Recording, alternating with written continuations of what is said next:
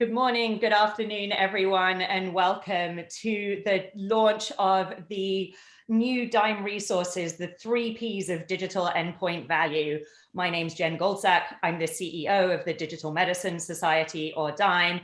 And on behalf of myself, Team DIME, our community, and this extraordinary project team, I am thrilled to welcome you to this conversation today.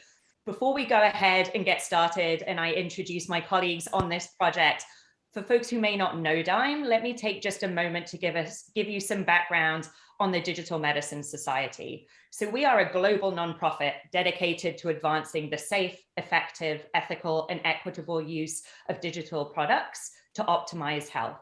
We're still quite a new organization, founded in 2019, and we've had extraordinary impact by sitting truly at the intersection of healthcare and technology. We don't sit in healthcare and occasionally ask our tech colleagues for help, nor is this a tech-driven, tech-deterministic enterprise. We truly collaborate at the intersection of healthcare and technology to pursue our mission. You can see here from our strategic advisory and scientific leadership boards that we really do take seriously this idea that digital medicine is truly the most interdisciplinary field you can think of. If we don't have citizen scientists and cybersecurity experts sitting with engineers, product folks, data scientists, clinical scientists, practicing clinicians, healthcare executives, regulators, payers, investors, funders, we are not going to realize the promise of this field. And perhaps worse, we may cause harm. So this is our mission here together. We have members too from around the world. We have thousands of members from over 59 countries on 6 continents. And together, and this is my favorite tagline here at DIME, we deliver clinical quality work on a tech timeline. And spoiler alert, the team that came together on this particular effort really embodied that in the best possible way.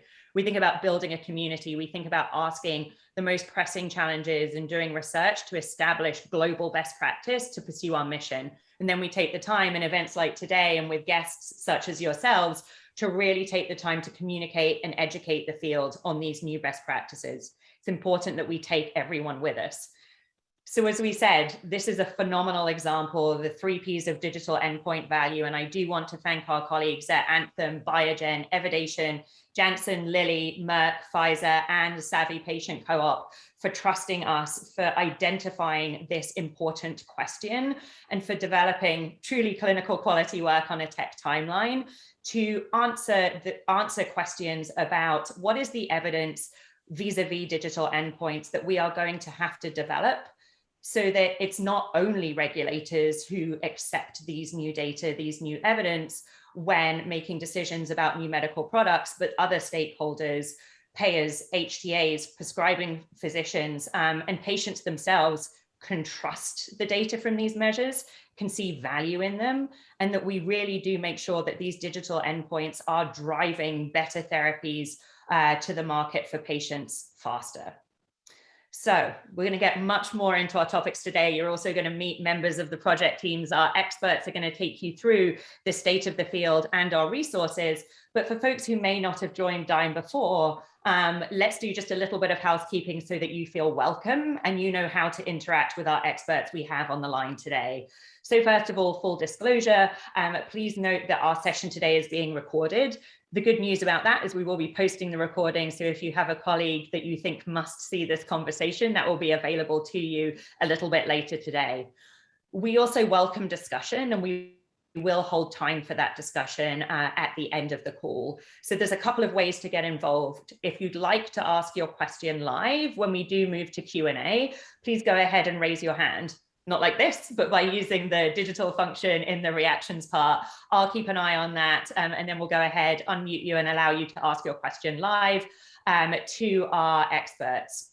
The other option is to type your question into the chat box or the Q&A. So I will open about 4 different boxes over here, try and follow all the different ways that you can get involved and make sure that we do leave time, as we said, for some discussion. So with introductions and backgrounds out of the way, let's go ahead and really dive into the meat of our discussion today. As I said, this project and the resources that we launched this week really are the product of an extraordinary partnership. I think it's very exciting and a bellwether of where we are in the field to see payers sitting at the table with our pharma colleagues, sitting at the table with our data and measurement experts, sitting at the table with patients, and really working together to forge the methodologies and, quite frankly, strategies that are needed to make sure that the promise of digital endpoints doesn't stutter after we see the first label, after the first sort of acceptance of a digital endpoint by a regulatory authority. We've seen enormous activity in the field. Our DIME endpoints library now contains 302 unique endpoints being used by 91 different sponsors around the world to answer questions about new medical products. We've seen a digital endpoint qualified by our colleagues at the European medicines agencies. But what we've seen over the last few years, and I'm proud of DIME's leadership in this arena, is a focus on regulatory acceptance of digital endpoints. And what this team of innovators, what this team of leaders recognize, we hadn't spent enough time thinking about what are the evidentiary requirements to ensure reimbursement once the first drug or device or biologic or even gene therapy is accepted based on data derived by digital endpoints. And that was the problem that this team dove in to solve. This is the landscape that we are going to be describing together during the course of this conversation. And the very robust toolkit of resources that the team developed are all available open access. We really focus on the need for an integrated evidence plan, the opportunity not to have evidence vis-a-vis digital endpoints developed in silos, but right out of the gates, in the early days of these new kinds of data, these new kinds of evidence, develop a holistic, thoughtful, integrated evidence generation plan. And you can see much more about that in our resources, and we'll talk more about it today. We also take very seriously the 3 Ps. The patients, pharma, and payers have to come together, and we've developed resources for everyone. There's a pharma toolkit with very action-oriented resources. There's a payer toolkit with the same, both recommendations and a toolkit. We also meet everyone in the field where they are. We recognize, for example, that there may be tech developers who haven't thought about reimbursement yet. If that's the market for your tools, we've also developed resources such as a quick start guide so that you can actually find out how sort of payers and HTAs make decisions about reimbursement and pricing vis-a-vis new medical products. So with that, we've heard more than enough from me. It's time to hear from our experts who came together to develop this world-class toolkit to solve this problem that isn't a bottleneck today, but if we fail to address it, could quickly become one. So I'm going to go ahead, stop sharing my screen. Our promise is that this is not death by PowerPoint today. It's going to be an engaging conversation. And I'm actually going to turn to my colleague, Giat, first to pose my first question. So Giat, we've been working together, and you've been working for many years now on evidence for digital endpoints. Why was this project important to your ongoing work? And to all of my colleagues, I ask you to introduce yourself first so the audience knows who you are. And then if you want to jump onto that question, Giat, that would be terrific. Sure, thanks, Jen. And hi, everyone. My name is Giat Ling Poon, and I'm a director in the Center of Innovation within Value Evidence and Outcomes at Eli Lilly and Company. So first of all, I wanted to congratulate the team here as we see all the hard work that we've put in over the past several months come to fruition. So to get to Jen's question about why this project was important, I think in clinical development, a lot of our work revolves around ensuring that we're measuring the right patient relevant outcomes and also measuring it well. And so most often this typically relates to regulatory requirements and what evidence do we need to present to regulators because it's clinical development. And however, we know that when payers are making reimbursement decisions for the patients under their care, they don't always have the same considerations as regulators, and clinical trials often are not necessarily designed with payer considerations in mind. And so, especially in the digital endpoint space, right, there is more uncertainty because of, it's a relatively new space, and we're kind of unsure what we're really looking for. Payers are unsure, and we're not clear about what might be important and relevant to payers' consideration. And so this project was exciting and important because it gave us the opportunity to engage with payers and understand what they're looking for. And we can then ensure, as we design our clinical programs, that we're having the right set of evidence in place to meet both regulatory but also payer needs. Thanks, Jen. Gia, that's such a terrific answer. And I think you make the point really nicely that we have an opportunity here to get that evidence generation around digital endpoints right out of the gates, right? We're not waiting for that sort of moment where we realize we actually haven't developed all the evidence we need. We need to go back to the drawing board, and it's going to take more time and it's going to take more resources. As we think about what good looks like vis-a-vis digital endpoints evidence generation, we can collectively and as a field build this very streamlined and one size fits all approach right from the start. It is a unique opportunity. And I think this is why the timing of these resources is so good. Many, many teams are developing their strategies now. These are the resources that we should deploy. Shivash, I wonder if I can come to you next. It was an absolute pleasure to have such a thoughtful team from a payer organization at the table through the course of this work. I wonder if you could share with folks on the line, how much, if at all, are payers thinking about preparing for reimbursement decisions, pricing decisions for new medical products based on these new bodies of data, specifically things we've seen captured from sensor products? Yeah, I think first of all, hi, thank you for having us, and it's been a joy to be involved in this process and work with you guys on this. I'm Siavash. I'm a medical director at Anthem on the digital team. I'm also a practicing emergency physician in the Bay Area with a focus in safe settings and vulnerable populations. I think what you just said is actually what came to mind as I was thinking about this question, is that we're all kind of evolving together. The three Ps here and all the other Ps out there and everyone else who's involved in digital health. And so I think some of the ways that I've observed organizations like mine preparing for a rapidly evolving and growing digital world are developing departments like the one I work in, becoming not just familiar but active players in generating important digital tools for patients and members, developing evidence standards, which is work that myself and my colleague Jordan, who's been involved in this, have been working on for a broad set of digital tools and applications. And so really, I think the theme there is familiarity and skin in the game. And so there is a bit of, just by the nature of how payers work, we respond to regulators, innovators, academics who produce great work in validating not just interventions, but the outcomes, the measures that look at them. And so, our work in preparing for this is really to be ingesting and contributing where we can. And the frameworks for developing medical policies and reimbursement decisions are well established. And my personal opinion on that is they're actually very thorough and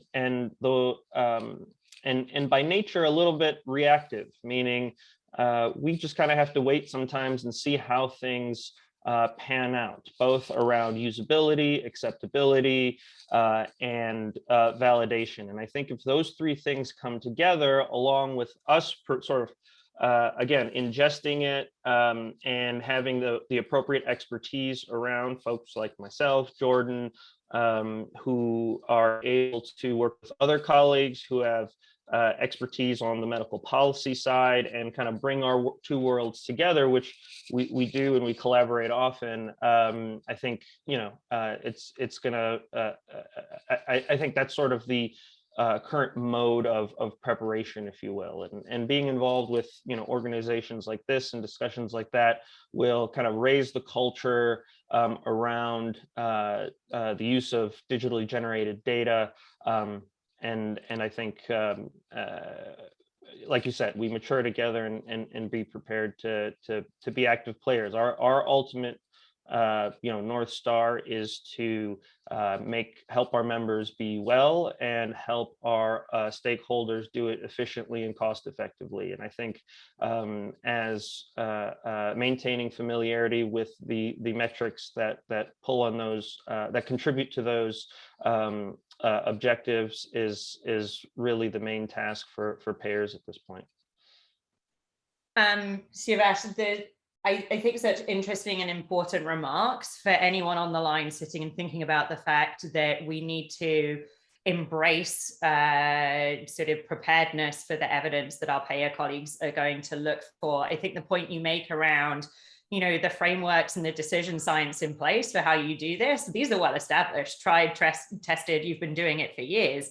There may be some new considerations with new flavors of data, but we're not throwing all of that existing knowledge, frameworks, best practices out the window. And I think for anyone who, we could have been sitting here 3 years ago and we could have inserted regulatory for payer, and we would be having exactly the same conversation across the board, whether it's with our regulatory colleagues or whether it's with our payer colleagues. The evidentiary frameworks for decision-making are well established. There may be some nuance around digital measures, but this is not a case of blowing everything up. This is not a case of throw up our hands and say we don't know what we're doing.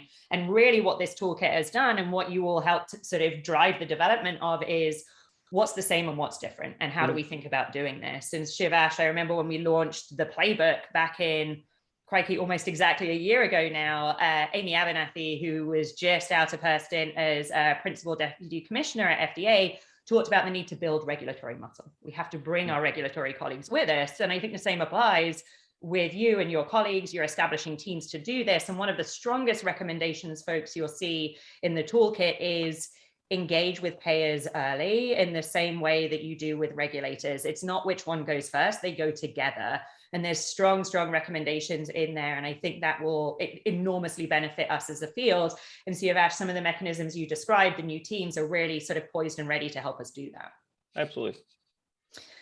Fantastic. So Ginger, you sit in an HEOR team. Tell us a little bit about sort of what you need in order to develop evidence packages to inform these conversations, these dialogues, these decisions using digital endpoints data. How are you guys preparing within HEOR teams? Great question. Hi, everyone. I'm Ginger Haynes. I am a scientist in health outcomes, our value evidence and outcomes team at Eli Lilly and Company. And I do have a focus on digital medicine as part of my role. Really happy to have been part of this experience for a variety of reasons. What I see, Jen, is an evolution similar to what we saw with the incorporation of patient-reported outcomes into the value story of our assets. Where digital endpoints are critical to the value of the compound, it's going to be essential for the health outcome scientists to partner very closely with the clinical development team early as these digital endpoints are being developed and the evidence is being built to ensure, obviously, that the payer needs are being incorporated, as well as what will be needed post-launch from a real-world evidence perspective related to these endpoints. As Siavash mentioned, digital medicine really is its own discipline, and there's going to be a substantial learning curve, both related to the algorithms that are involved in developing these endpoints and the complex analytics that come into play to take the real-world data and build an endpoint that's meaningful for patients. And so I really believe this is an exciting new area for some in health outcomes, to be able to enable us to gain reimbursement for these digital measures. And these digital measures, obviously, we hope will help patients to better understand and manage their condition. And as a scientist, I just can't imagine anything more fulfilling than that. Fantastic. Thanks, Ginger. And I want to pile on and make some comments. But the great thing about this collaboration was that we had multiple different stakeholders looking at this same issue through similar lenses at different organizations. So Ritesh, you're also an HEOR expert sitting at another big sort of thriving pharma company.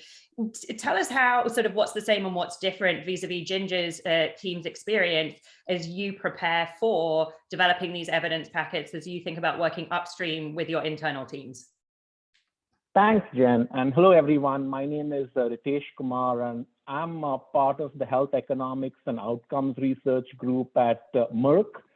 And an interesting slide deck circulated within our company, and it had a quote from one of the great visionaries of the recent past, Steve Jobs.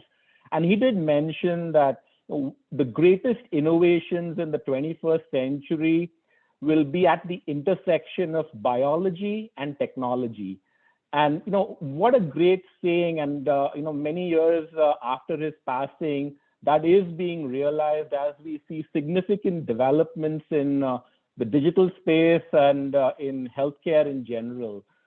And just to give you all a background of what does it take to get a payer access, from a regulatory standpoint, the requirements are to demonstrate that medication or vaccine is safe and it has great efficacy and is manufactured with good quality practices.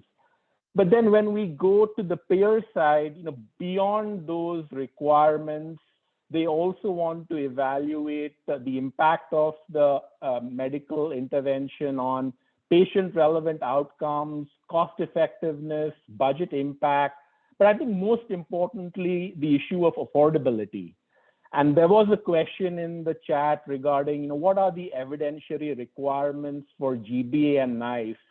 And again, the GBA is a health technology body managed by the government in Germany that is responsible for determining the value of drugs in Germany and what should be deemed for reimbursement. And NICE is a similar body in the UK.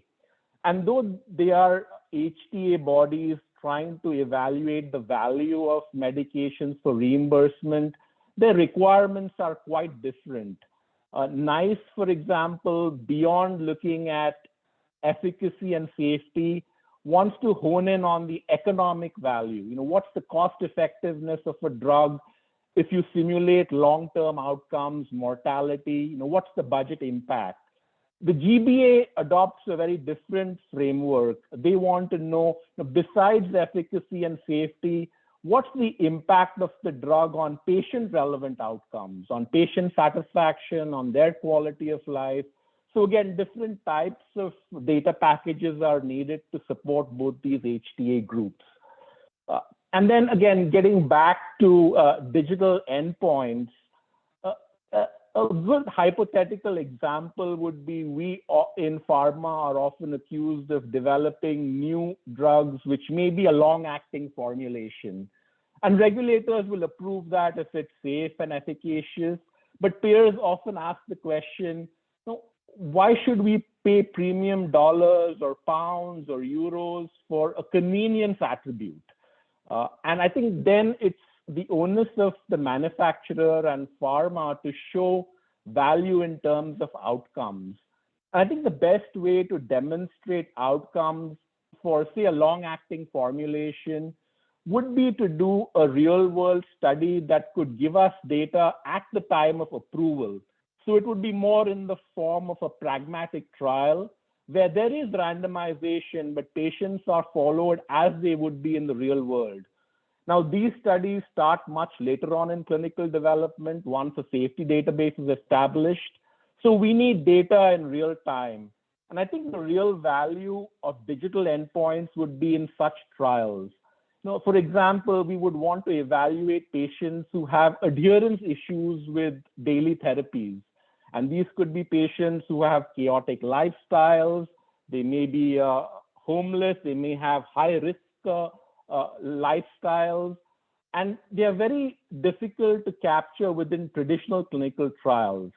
And I think digital endpoints gives us the ability to track these patients on a remote basis. They may not be able to come into clinics for regular follow-ups. We could get data in pretty much real time. And I think what would be really valuable is if digital technologies could help us get maybe remote blood draws to look at clinical parameters, to look at drug concentrations, to show that adherence is in fact being achieved with these long-acting formulations. And it's not the same with the daily formulation. And I think that type of evidence would really be compelling to payers to mainly address the affordability issues. And we as a pharma company can be responsible and state that for the vast majority of the population that is indicated, generics may be great, but there are specific populations who can demonstrate better outcomes with these long-acting formulations. So I think that's just an example of how we can move forward, demonstrating high-quality value evidence.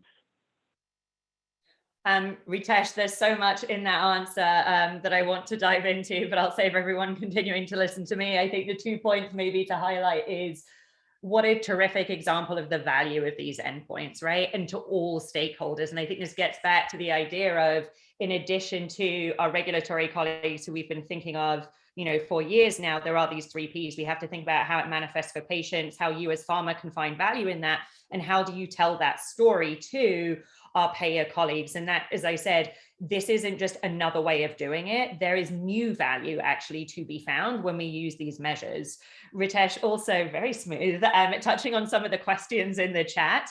I think it's a nice opportunity to take a step back and actually let folks on the line know how we came to these recommendations and their scope.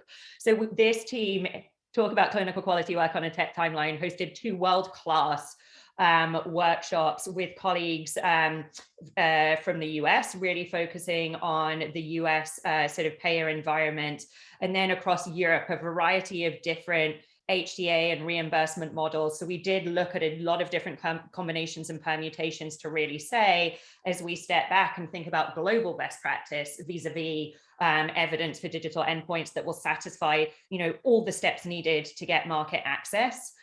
We learned an awful lot, and Ritesh, that was a great example of some of the discussions we had in order to put together this toolkit for the group. So as we talk about this toolkit, Katrina, I'd love to come to you next. At the very heart of this is this concept, the idea, the strong call to action to start using integrated evidence plans within pharmaceutical companies. I wonder if you can talk to folks on the line about why this was one of the most important recommendations that cascade from this whole toolkit, and why the timing of this is so important. Thank you. Hello, everyone. My name is Katrina Christensen. I represent Biogen Digital Health, where my role is to bring the payer voice into everything we do in order to bring personalized and predictive medicine through digital technologies. So engaging with payers on these workshops, the one in US and then one in EU that Jennifer just mentioned, was extremely fruitful for what I do. The integrated development plan, I think Giat really opened the meeting saying we cannot just listen to regulators. If we develop a full clinical trial program, we bring a drug to the market using digital endpoints, and we dump this evidence package on payers, as great as it may be, they may not receive it well. They didn't understand it. They weren't part of the journey.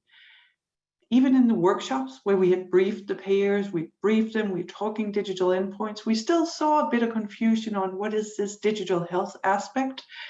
This just goes to show we need to take the payers, we need to take the whole external environment by the hand and bring them with us as we understand how much more digital endpoints can bring us, how much more evidence, the continued evidence, Ritesh touched upon it.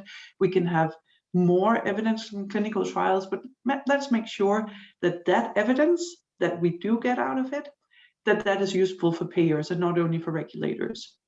Payers were excited about the promise that the patient perspective might come out more from the digital endpoint, from novel endpoints, but they would want to see that. They would want to see that the patient were part of the development of that endpoint, that it wasn't just the endpoint that fit or the one we could technically come to, but that the endpoint was one that was relevant for all. This is why the patients are in there, in the P, in our framework. And this is why this journey has to start early on, so the payer really feels they are part of it. I want to give one example. We recently, so in Biogen, we recently went to the GBA in Germany with a clinical trial program. This is part of an integrated process in many companies. Sometimes you do it, sometimes you don't. So it's in some companies, you may do it with all products. In some companies, You do it if there is time.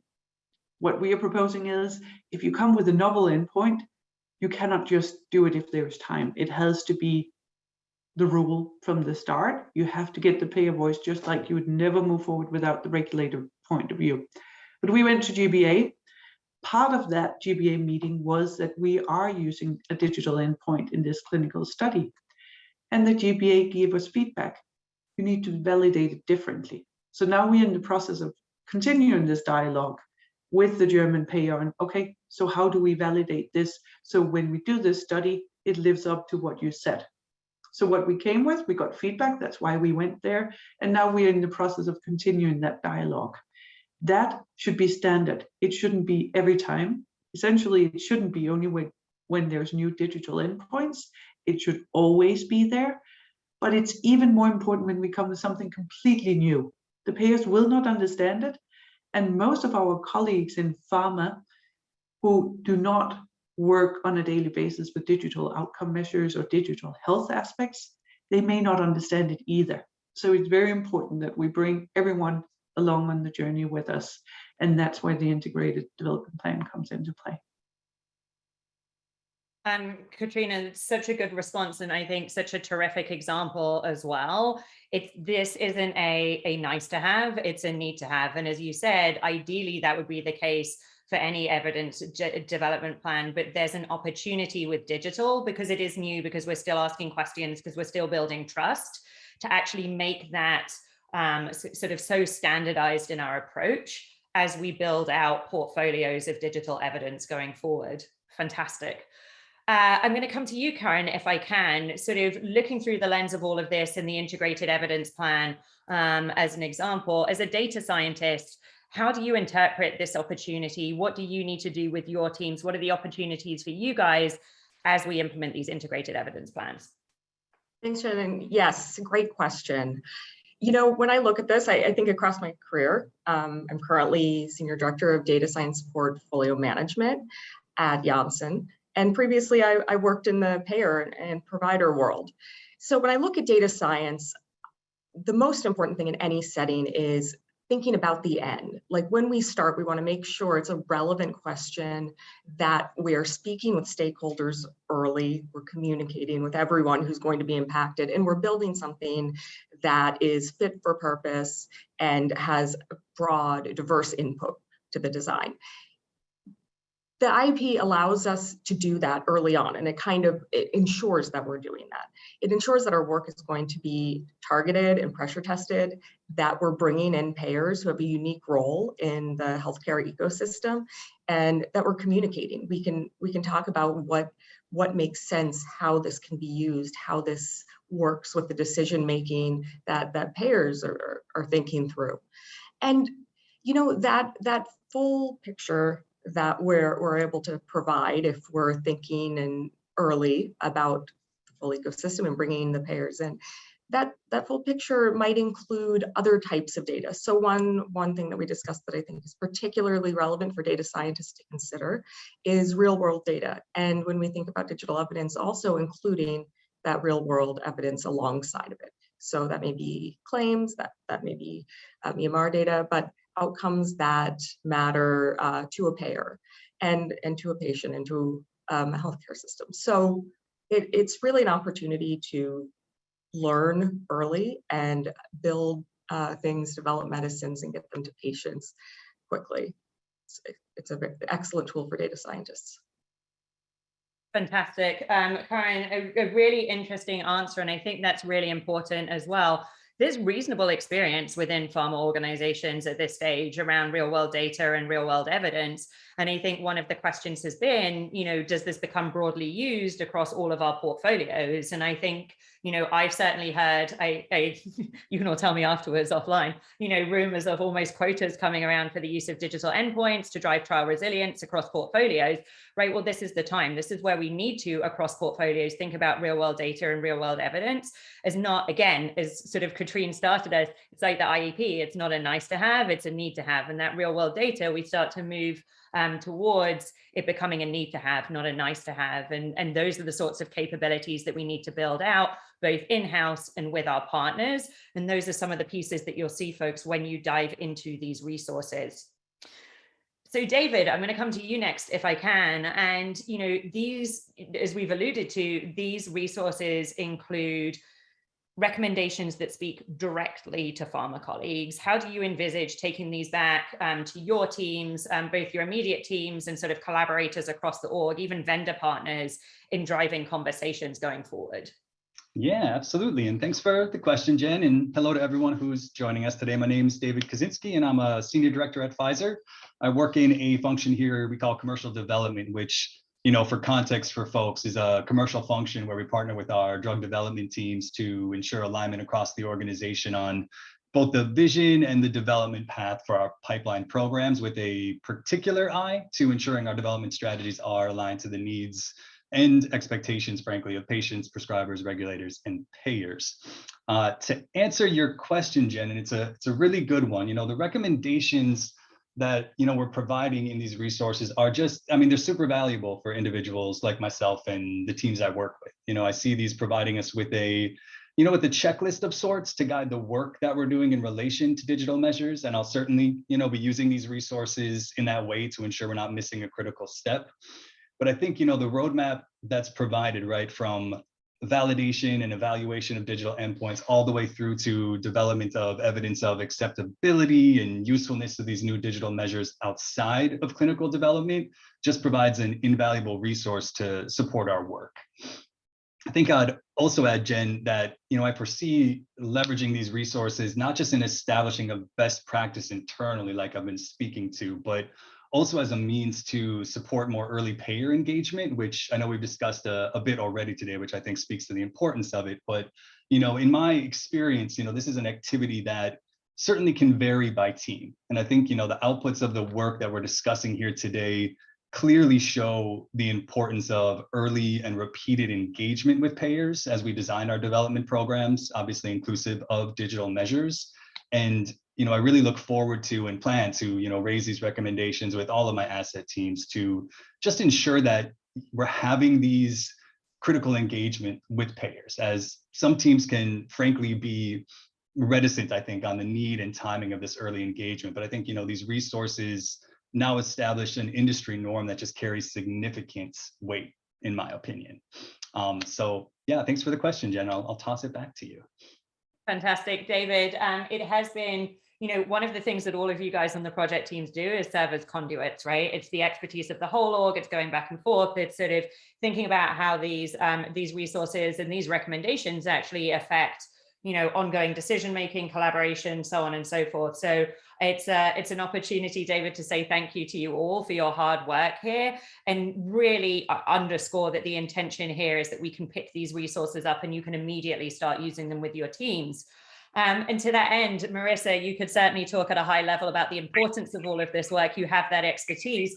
You've also been on a few DIME projects now, so you are really sort of strong in voicing the need for very specific action-oriented tools that we can use immediately. And one of the things folks will see in the pharma toolkit is a decision tool in order to establish sort of readiness around moving forward with a digital endpoint from a variety of different perspectives. Would you mind sharing a little bit about how you plan to use that and the value that that might bring to the industry more broadly? Sure. Well, thank you, Jen, for the question, and thanks to the team for all the great work that's gone into all the generation of these resources. By way of introduction, I'm Marissa Dockendorf. I'm Executive Director and Head of the Global Digital Analytics and Technologies Group at Merck, which is a group focused on developing and implementing digital and patient-centric measures in our clinical drug development programs. And so one of the values that we see, and there are many values of incorporating digital measures in our clinical drug development programs, but one of the values that we've seen is, to use digital endpoints to support, value evidence and potential for supporting reimbursement discussions. And so as you've articulated earlier, this is an area that hasn't been receiving as much attention as some of the discussions around what's really required to register a drug product. And our goal is not just registration, but really to get our new therapies in the hands of the patients that need them at an affordable price. And so this is really important, and why we were so happy to participate in this project. And you specifically asked about the decision tool that was developed. So that's one of the many resources that are now available. And so this is really a one-page document that sort of asks questions that can help guide a team through what is really needed to generate the evidence that will be needed at the end of the day to support these types of reimbursement decisions. So it really kind of guides the team. We intend to, I will be using this with the drug development teams we work with in terms of helping guide the team through, thinking about very early on our drug development strategy, how we engage not only with regulators but with payers. I think that's really key, that we're engaging with payers, and we really have the end goal in mind. So there are different things that payers might be looking for than regulators, and so we need to make sure we're thinking about that. We're engaging early and often, and then we're building that evidence the strategies to develop that evidence into our drug development plans. So thinking about what is the relevancy of the digital endpoint, what is a meaningful change in that endpoint, how does it compare to other quality of life metrics, is there any real world evidence that we need to generate in parallel? And so this decision tool really helps teams think about that, and I think is a useful, again, one pager at a very high level to sort of encourage teams to think through this. Fantastic. And Marissa, it's so interesting. I keep thinking we could transport this conversation back a few years and be talking about sort of regulatory decision making. You talk about demonstrating the relevancy, you talk about sort of the comparator measures, right? But now we need to think, and now we know how to do that, like in-house at measure companies, in-house at, pharma. You've grown that muscle, right? But now we just need to look at it through a new lens. We need to think about how that works for the needs of our payer colleagues. And it's so important. I also like, Marissa, that you talked about the need for strategy, right? This isn't a sort of tactical, we need to remember to shove this in here. It's not. It should be strategic decision-making, strategic processes that span portfolios and pipelines whenever you are deciding to use digital endpoints. So a lot of terrific things in there. Thanks, Marissa. And Matthew, I want to come to you next if I can. It's been fantastic having Evidation at the table on this, deep experience at the use of or the selection and development, as well as the implementation of digital measures. And as we've heard through the course of the morning, lots on real world data and evidence, lots on the need to actually have HEOR teams going back to clinical development teams and working early. These are all values that you've championed at Evidation for a long time. How do you plan to use this moment, these recommendations, to work with your pharma partners on getting them ready for success vis-a-vis reimbursement and pricing decisions when they choose to use a digital endpoint? Oh, thanks, Jen. So I'm Matthew Herker. I'm a Senior Director in Business Development for Evidation Health as a digital health company working to bridge the elements of what's passive wearables and what is a big gap in where PROs are used exclusively in every regulatory trial, but then aren't used in practice. And there's a translation of what is these, key definitive effects along with, physiologic, biological changes, but what's represented in the elicitation and the technological signature of physical activity and mental health. So the DIME resources have been pivotal. And one, the library of saying, here are the measures that are being currently used and tested out. And the 3 V's of what components of these new measures need to be, validated, verified, and then correlated to what's considered gold standards that are clinically trusted in the traditional clinical care. And so we've been using these newer resources, especially for companies that have different devices, and they're either trying to go straight to market as like a wellness type of device. But with pharma, it's still the medical teams really focus on traditional tools and styles. There's openness to use more decentralized and intermittent measurement, but there's still some trust issues on how good is it and what does it really represent of the value in terms of efficacy to effectiveness. So these are all used as a way to highlight the IEP because it's still a relatively new term. And what I really liked about the team is that, a lot of the HUOR don't sit in the same rooms as all the medical development, which don't sit in the same rooms as the ones that are working on, the consumer orientation. And so you brought up Amy Abernathy. One of the things she always used to say is, we don't have a matching lingua franca. What's the translation of terms that are used by use case and the stakeholders of where assets move along the timeline. And really what payers and HTAs do in Europe is much different than what happens in the US, is everyone follows CMS to commercial and then to how different states handle it. So it's been a missing piece to have those elements of the conversation and to continue to build in this pre-competitive way. The shared lingua franca is really important, that we all kind of trust the checklist and the knowledge base to get to the evidence that's good enough for the decision making. Matthew, really insightful and important comments. And I love that lingua franca language. And I think what we've reminded ourselves through this work and hopefully, out to the field through this dissemination is we have to be cognizant of our payer and HTA colleagues as we develop that confidence, that lingua franca. We have to bring them with us. And again, the emphasis on doing some of this work in the pre-competitive space. Mariah, I'm very excited to come to you next. We've heard discussions around and about the patient through the course of our call today and our description of these recommendations, which everyone should be very proud of. But the goal of this work was really to develop new drugs that address the symptoms that matter most to patients sort of quickly. I'd love to hear from the patient perspective a little bit about your experience with the process, with the workshop, and your reflections on where we are now as a field as you look at these resources. Sure. Hi, everybody. My name is Mariah Leach, and I personally live with rheumatoid arthritis. I run a parenting website for women with chronic illness called Mamas Facing Forward, and I've been a member of the Savvy Patient Co-op since it first launched. I want to point out that each and every person on this call and all the stakeholders working on this project have one thing in common, and that's the patients. The whole reason behind all of this work is to improve the life of patients. So I think it's really important that the patient perspective was represented in this work. I was so pleased to share not only my own perspective, but my experience from the wider chronic illness community for the last 10 or so years.